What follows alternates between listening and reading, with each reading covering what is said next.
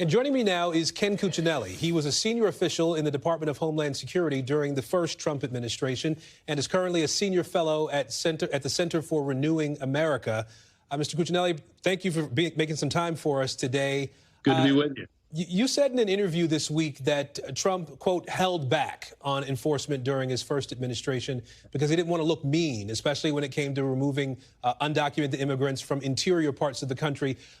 Help us understand that. What do you expect a Trump administration that is not holding back to look like next year? So I expect the president, who has set the highest bar of all for himself in terms of deportations, to work vigorously to meet that bar and to exceed it. And by that, I mean to deport more illegal aliens than any president ever has before. And he's determined to do that, and in ways that he was not in his first term. And frankly, announcing Tom Homan as border czar is making that very clear. But Donald Trump, one of his traits is that the things that he has committed to in terms of policy and campaigns, including in 2016, he tries very hard to follow through on. And that has not always been true, at least on the Republican side of the aisle during my adult lifetime. So I fully expect to see this pursued to the utmost and using every legal tool available. A lot of people are trying to figure out what this looks like in practice, right? Are we going to be looking at ICE and other law enforcement agents looking to find undocumented immigrants in schools and in workplaces all around the country? You will find them in workplaces for sure. You start out with almost 500,000 criminal illegal aliens on top of the 1.3 or 1.4 million removal orders that are already in place today. That's almost 2 million people right there before you have even expanded beyond those basic priority areas. So I fully expect the president is going to try to make a run at removing all of the folks that came in during the Biden administration, plus all of the criminals and long-term folks who've stayed beyond that time period as well. And, you know, we'll see, time will tell how far down that list he's able to get in 4 years. But I fully expect a vigorous effort. I guess I'm wondering if we're going to see, you know, will you have federal agents raiding, storming their way into restaurants and department stores and potentially school buildings looking for some of these undocumented immigrants that they may think may be in some of these places? Well, I know you all in the media would love those pictures painted out, but I think it's going to be a lot more methodical and efficient than that. You will remember in the summer of 2019, the largest workplace enforcement action was in Mississippi. It was in chicken plants. Over 600 people arrested in one day, detained for deportation because they were being exploited by that business. The folks who worked at that business were prosecuted because of their role in exploiting the illegal aliens there as well.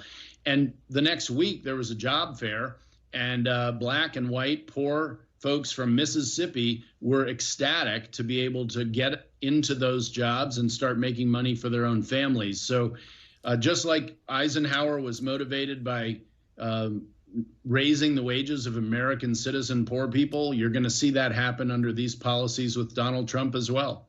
I guess I'm just lost on the how of it all, you know, and I understand the policy aspect of it and trying to execute on what the law already offers, but people are grappling with trying to understand how this plays out, how it's executed. If we don't see these things happening in these restaurants and such, does that mean it all happens under the cover of night, for example? Like, what exactly should the American people expect to see the new Trump administration doing? Well, instead of, for example, having the Boston Police Department repeatedly release sex offenders with cooperation from Congress tying appropriations to the money going to Massachusetts, you can force them to either give up that money or cooperate. And so you'll see criminal aliens by the hundreds of thousands handed over to ICE smoothly, efficiently, and deported quickly, just as should be happening today, which will lower crime and increase safety, including in blue states and cities. That's one. And then there will simply be the finding and removing of those with removal orders. And like I said, those two categories alone take us to almost 2 million people. Other folks in those households, if they're addressed in their household who are here illegally will not be passed up as was done in the Biden administration. They will also be included. That's a simple matter of efficiency. This is a major logistical undertaking in addition to being a very significant policy goal.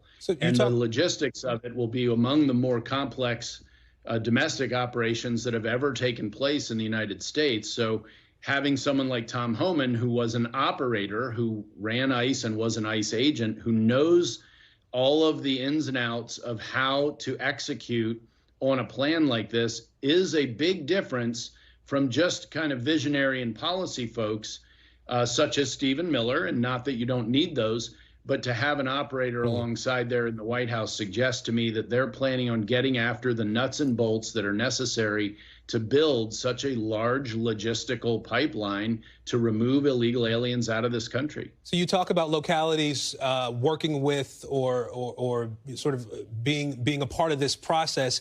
Would federal funding be contingent upon, receiving federal funding be contingent upon this work with ICE, working with ICE? So I expect with the Republican House and Senate, given the mandate the president came in with, that will begin to be tied to federal funding. So the answer to your question is yes. That did not occur in the first Trump administration. I do expect that to occur at scale in the second Trump administration, and it will be a major, major efficiency boost to this entire effort. We during the campaign cycle talked a lot about securing the border, right? Do you?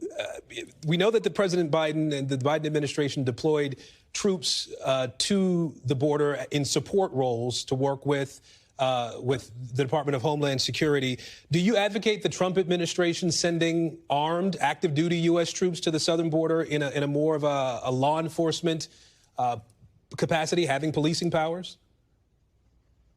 So not having policing powers, but blocking positions along the border to turn people back at the border. Yes, absolutely. Perfectly constitutional and legal for the president to do that.